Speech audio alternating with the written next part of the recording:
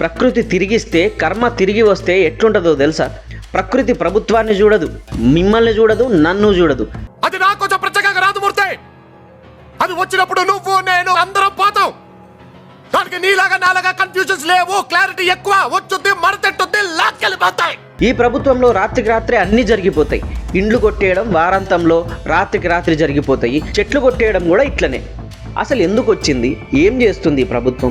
ప్రతి విషయానికి జేసీబీలైనా ఒక పక్కన చెట్లను కొట్టేస్తుంటే నెమళ్ళు ఏడుస్తున్నాయి.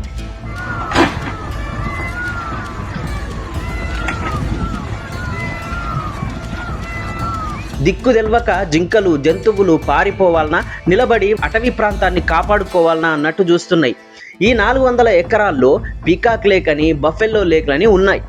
ఇన్ని సంవత్సరాల్లో వాటికి ఆ పేరు వచ్చింది. అలాంటిది ఈ ప్రభుత్వం వచ్చి అసొంటి ఏం లేవు, లెక్కలోకే రావు అంటే ఎట్లా? కొందరి ఇంటి పేర్లు కూడా వాళ్ళ గతాన్ని బట్టి వచ్చేస్తాయి కదా. అలాంటిది వీటికి పేరు రాకూడదా?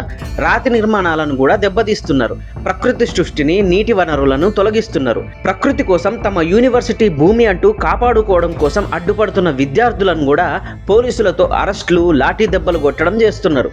HCU 400 ఎకరాల ల్యాండ్, అత్యంత విలువైన భూమి అది. ప్రకృతి సంపద ఆ భూమి. రియల్ ఎస్టేట్ అనకొండలు, కార్పొరేట్ శక్తుల కళ్ళున్నాయి ఆ భూములపైన. ప్రభుత్వానికి డబ్బు కావాలి, ఇది జరుగుతుంది. కాలుష్యం పెరిగిన నగరానికి కాసింత ఆక్సిజన్ ఇస్తున్న ఆ భూములను అమ్మడం దుర్మార్గం కాదా? నానా రకాల వృక్షజాతులు, వన్యప్రాణాలు, 4 కుంటలు, దట్టమైన చెట్లు, రాక్ ఫార్మేషన్ ఉన్న జీవావరణ భూమిని ధ్వంసం చేయడం దారుణం కాదంటారా? ప్రభుత్వాలు కాదు, ప్రకృతి ముఖ్యం, ప్రకృతే శాశ్వతం.